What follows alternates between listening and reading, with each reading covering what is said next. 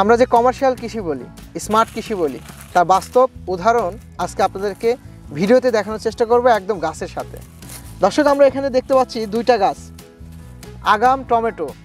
জানেন আপনারা যে সবচেয়ে লাভজনক ফসল। দর্শক, আপনি অবাক হয়ে যাবেন, এই আগাম সিজনে একটি গাছে আমরা এই স্টিল নাও এখানে দেখতে পাচ্ছি 10 কেজির উপরে ফলন আছে। হয়তো দুইটা গাছ মিলে 10-12 কেজি আছে।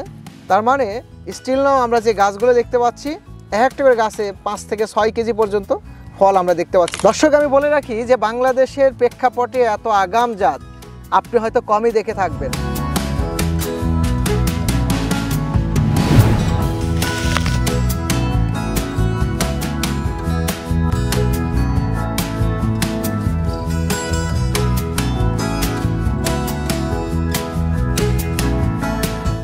আর এখানে আমাদের যে উদ্যোক্তা জহুরুল সাহেব নির্বাচন করেছে সঠিক একটি ফসল, যে ফসল হচ্ছে আগাম টমেটো।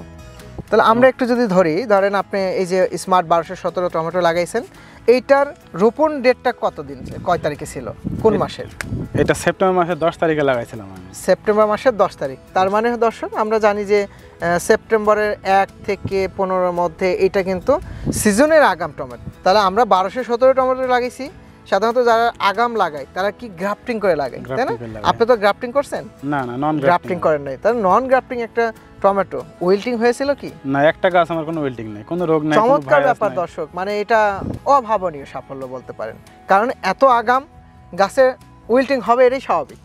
কিন্তু ওই যে একটা বলেছিলাম যে আপনি যেটা কথা বলেছেন যে বিভিন্ন জায়গায় আমাদের ভিডিওতে দেখেছেন যে এঁটেল দোআঁশ মাটিতে টমেটো ভালো হয়।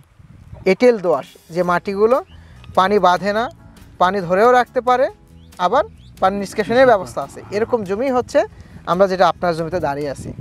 আমরা যদি দেখাই যে আপনার জমিতে যত্ন ছাড়া, আমরা যদি বলি যে যত্ন ছাড়া রত্ন ধরেছে তার এই টমেটোর গাছ, এটা রত্ন, এটাকে ডায়মন্ডের সাথে তুলনা করতে পারি। জাস্ট শুধু মালচিংটা বিছানো আছে, জাস্ট মালচিং বিছিয়ে দিয়েছেন, নাই কোনো ব্রাঞ্চ কাটা অর্থাৎ শাখা প্রশাখা কাটা, কোনো কিছু নাই, কোনো পরিচর্যা নাই। কিন্তু আমরা দেখতে পাচ্ছি যে প্রত্যেকটা গাছে still now 3 KG 4 KG 5 KG করে ফল ধরে আছে।